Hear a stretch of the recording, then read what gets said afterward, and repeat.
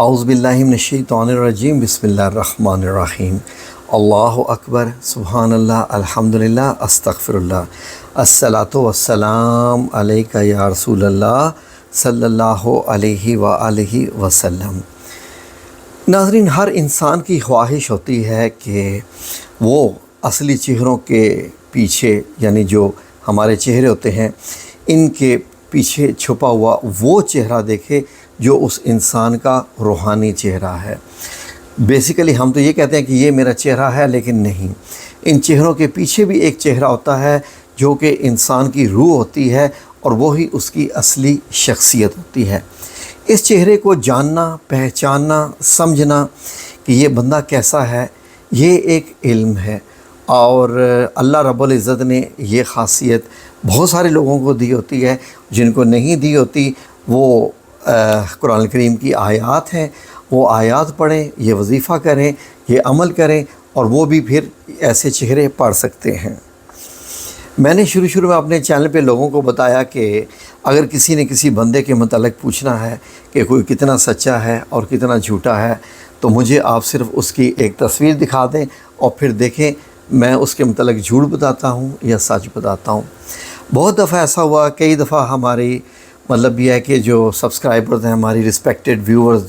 جو ہماری بہنیں ہیں، انہوں نے ہمارے ساتھ تصویریں شیئر کی کہ یہاں پر ہم بیٹی کا رشتہ دے رہے ہیں، تو یہ لڑکا کیسا ہے، لڑکے کی تصویر، میں لڑکیوں کی تصویریں نہیں منگواتا، تو لڑکا یہ کیسا ہے۔ تو میں نے ان کو جب تصویر دیکھنے کے بعد، یعنی جسٹ آفٹر لیٹ سے کہ 15 سیکنڈ یا 10 سیکنڈ کے بعد، میں نے ان سے کہا کہ جو میں چیزیں بتانے جا رہا ہوں یہ فائنل نہیں ہے،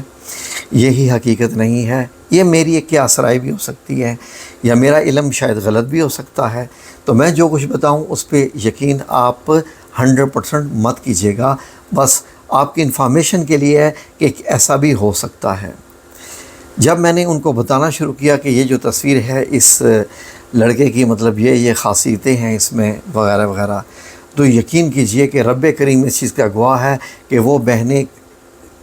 کہنے پہ مجبور ہو گئی۔ وہ کہتی ہیں کہ ہم کب سے رشتہ یہ دیکھ رہے تھے، ہم اس سے مل چکے ہیں، اس لڑکے سے کتنی بار ملاقاتیں کر چکے ہیں، اور ہمارا دل نہیں مان رہا تھا، کیونکہ یہی ساری چیزیں ہم نے خود اپنی آنکھوں سے دیکھی ہیں۔ اس کے بات کرنے کا انداز وہی جو شاہد بھائی آپ نے بتایا ہے، اس کی سوچ ویسی ہے، اس کا لہجہ ایسے ہی ہے جیسا آپ نے بتایا ہے، اس کی عادات ویسے ہی ہیں جیسا آپ نے بتایا ہے، اور کچھ اس کا بیک گراؤنڈ بھی جو آپ نے بتایا یہ ویسی ہے۔ یہ سب کیسے ہے؟ یہ سب کچھ کیسے ہے؟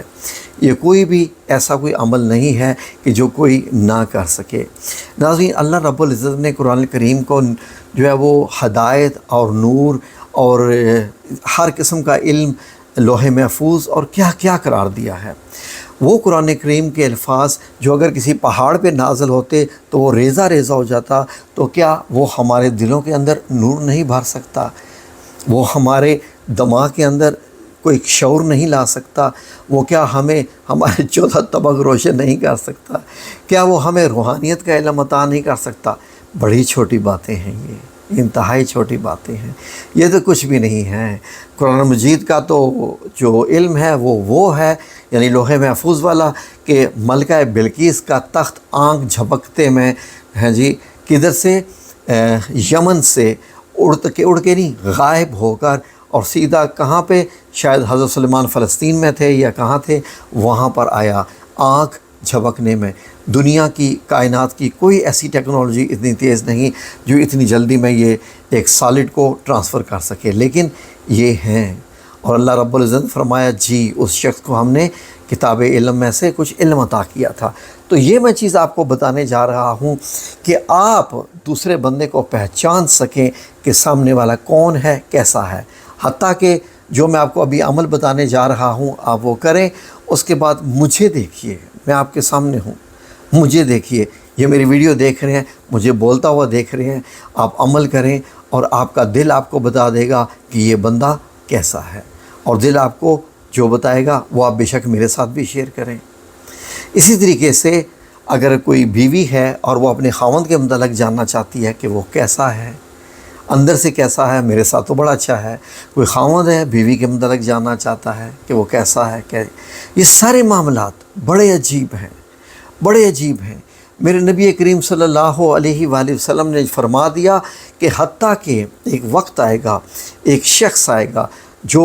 بہت طاقتور ہوگا، انتہائی طاقتور ہوگا، اس کے پاس علم ہی علم ہوگا، وہ چھا جائے گا اور وہ لوگوں سے کہے گا کہ میں یہ ہوں، میں وہ ہوں، جو بتایا ہے اب اس کی ڈیٹیل میں نہیں جاتا،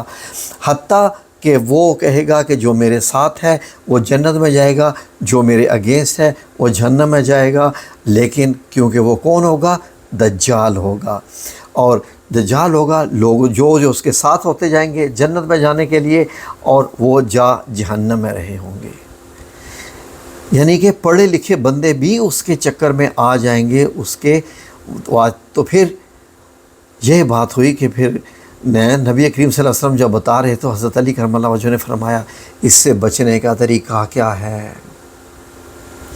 تو آپ صلی اللہ علیہ وسلم نے فرمایا تھا کہ سورہ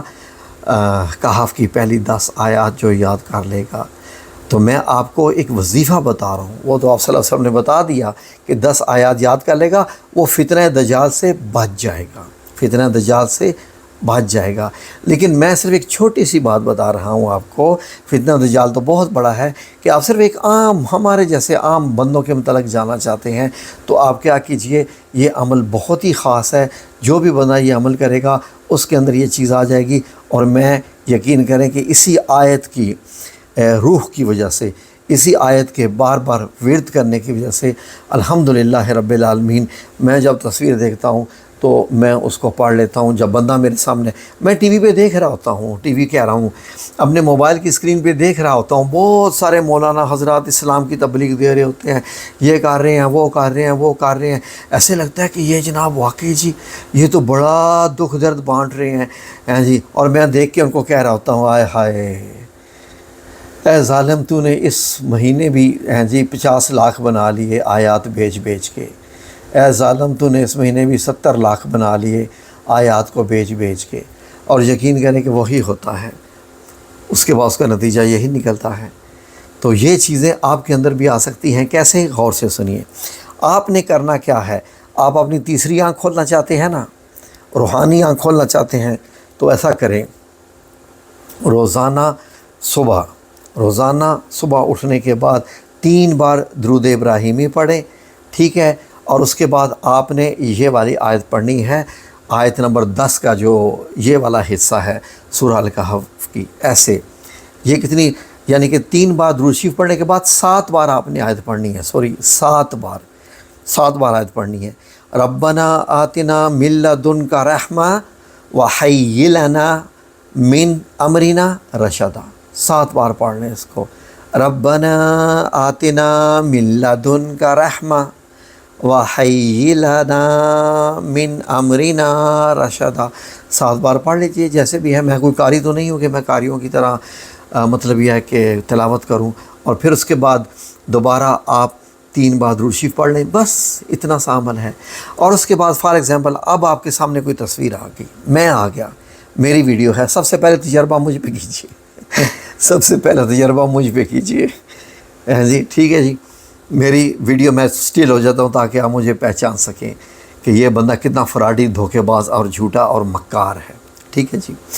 اب 3 بار درود شریف پڑھیے، اور اس کے بعد یہ آیت پڑھیے۔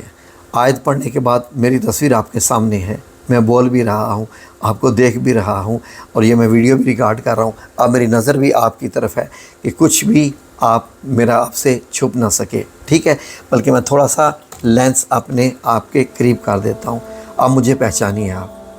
آپ مجھے پہچانیے کہ آپ کی اب روحانی آنکھ کیا کہہ رہی ہے، یہ آپ نے بتانا ہے کمنٹ سیکشن میں بھی کہ میں کتنا جھوٹا ہوں، میں کتنا دھوکے باز ہوں، میں کتنا فریب کرتا ہوں آپ کے ساتھ، میں کتنی آیات بیچتا ہوں آپ کے سامنے، اور جس طریقے سے آپ نے مجھے دیکھنا ہے ویسے ہی آپ نے کسی اور بندے کو بھی دیکھنا ہے جس کے متعلق آپ دیکھنا چاہتے ہیں، تو آپ کو پتہ چل جائے گا کہ اگلا کتنا سچا ہے، ٹھیک ہے جی۔ یہ عمل بہت بڑا ہے۔ اس کے بعد آپ نے بیٹیوں کے رشتے کرنے ہیں، بیٹے کا رشتہ کرنا ہے، بہن کا رشتہ کرنا ہے، کسی کے ساتھ کاروبار کرنا ہے، کسی کے ساتھ بزنس شیئر کرنا ہے، کچھ کرنا ہے، جو بھی کرنا ہے۔ اور اس کے بعد دیکھیے اللہ رب العزت آپ کے معاملات کیسے سدھار دے گا انشاءاللہ بِإِذْنِ اللہ تعالیٰ۔ یہ آپ کیجیے آج، اور دیکھیے پھر اپنی زندگی میں خود کے معجزات انشاءاللہ، ٹھیک ہے۔